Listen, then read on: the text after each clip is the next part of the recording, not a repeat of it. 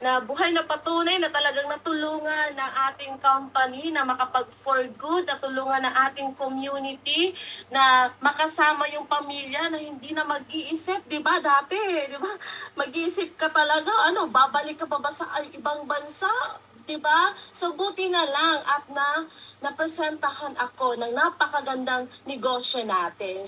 I'm Regine Felizarda. I'm OFW superstar ng ating community. Tiis niya, sabi nga ng tatay ko, buong buhay niya, simula doon nung, nag-high school, di ba, hindi kasi nakatapos yung tatay ko, grade 1 lang. So, simula doon nung bata pa siya, hanggang sa nag-senior na siya, trabaho niya, dyan pa din, sa farm. So kami, kahit na tumutulong kami magkapatid, kung nakikita nyo kami magkapatid, pumupunta din po kami sa farm. Talagang tinutulungan namin. Yan po yung natigil na kami mag-aral. Umabot po ako ng 3 years. Almost 3 years ako sa abroad. Pero yung sinabing ipon, di po niya nangyari. Di ba? Hindi po nangyari yung ipon na yan. So, that time, mag 3 years na po ako. So, sabi ko sa sarili ko, ano kaya yung trabaho? Di ba? Ano kaya yung trabaho na pwedeng malaki yung sahod? Saan kayong bansa yung malaking sahod? Kasi sabi ko, kung ito gagawin ko sa abroad pa lang, ibig sabihin, pag uwi, hindi na ako mag-adjust kasi alam ko na yung negosyo natin. So, pinag-aralan ko ang yes, and ang good news, kasi isa po ako sa nakapag-for good. Di ba? Yan yung huling araw na nag-picture ako. Sabi ko, ito na, pagkabukas, uuwi na ako niyan.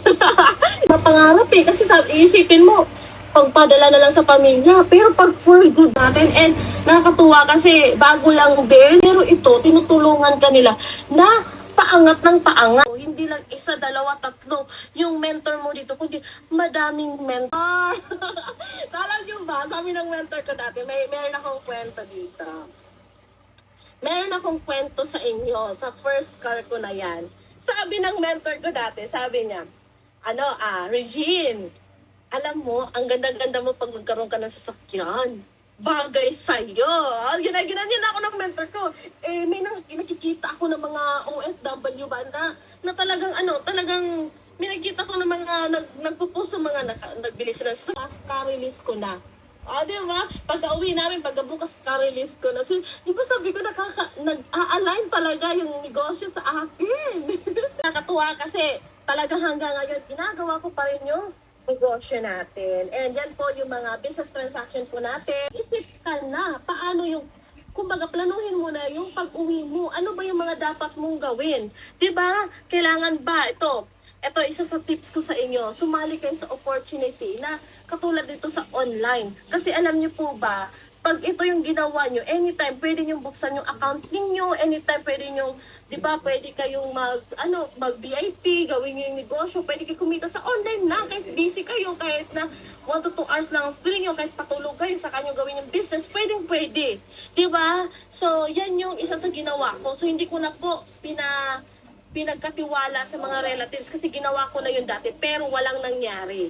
So, hindi habang buhay, malakas ka pa para magtrabaho. Ngayon pa lang simulan mo ng paghandaan ng kinabukasan mo. Maging wais at madiskarte and be part of our community para pag uwi mo, merong nag-aantay na negosyo sa'yo. So, yan po yung ginawa ko. Diba, hindi habang buhay na OFW ka. Hindi habang buhay na, di ba, pagdating ng, di ba, hindi ibig sabihin na pag nag-senior ka na dyan sa abroad, kukunin ka pa rin ng amo mo, siyempre papalitan ka na ng mas bata pa. So ngayon pa lang, dapat maging wais ka na, lalo na kung matagal ka na sa abroad. Thankful ako kasi ito yung negosyo na leverage business. So, kaya mong kumita dito habang nagta-travel ka, di ba? Dahil leverage business po tayo, kahit na salo-salo kayo magkasama ng pamilya, so kaya mo siyang gawin yung negosyo natin, nakikita ka ng maganda. Kaya nga po ako talaga nagtuloy-tuloy dito sa negosyo. And siyempre sa lahat po ng mga talagang sobrang papasalamatan ko, ito po yung mabuo ang pamilya.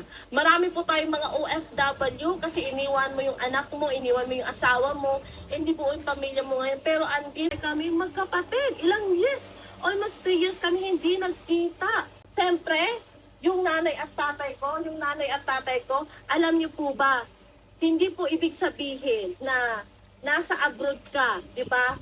Di ba walang pakialam ang pamilya mo? May pakialam ang mga yan. Kasi alam niyo po ba, isa sa sobrang, hindi ko makalimutan sinabi ng tatay ko nung umuwi na ako, nung nag-for good na ako, sabi nga, nung kumita na ako ha, sa negosyo natin, sabi niya sa akin, alam mo na, sabi nga, alam mo na, nung nasa abroad ka, nakikita namin yung picture mo, ang payat mo, di ba? Sabi niya, sobrang puyat ka, sobrang pagod ka sa trabaho mo, gusto ka na namin pauwiin ng nanay mo.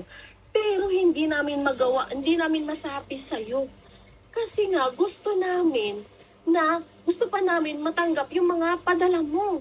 Imagine mo yung talaga napaluha talaga ako that time. Sabi ko, ibig sabihin pala, hindi pala tayo parang walang pakialam yung pamilya natin. Gusto din tayo makasama ng mga anak natin. Gusto din tayo makasama ng nanay at tatay natin. Gusto din tayo makasama ng kapatid natin.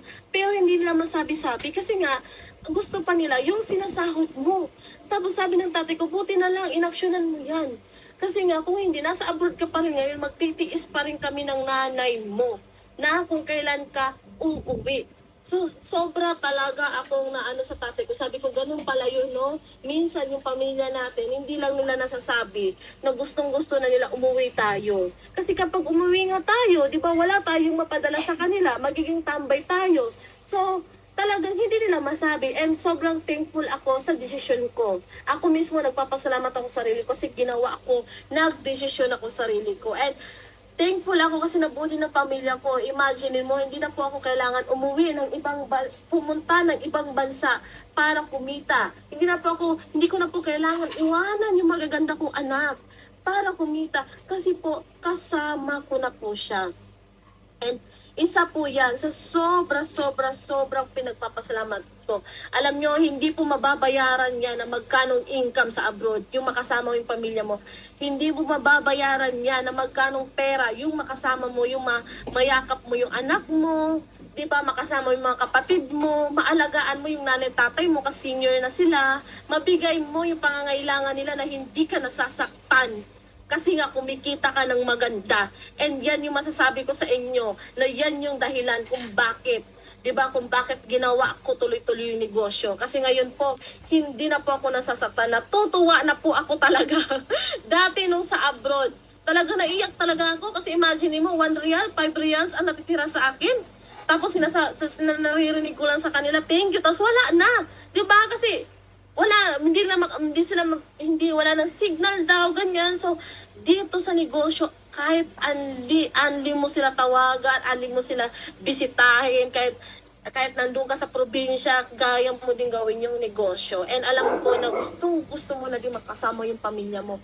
Alam ko na gusto mo na mayakap yung anak mo. And ito na yung sign na gawin mo tong opportunity natin. Take ka ng action. Kasi marami po talagang maraming magaganda dito sa opportunity natin na pwedeng makatulong sa'yo.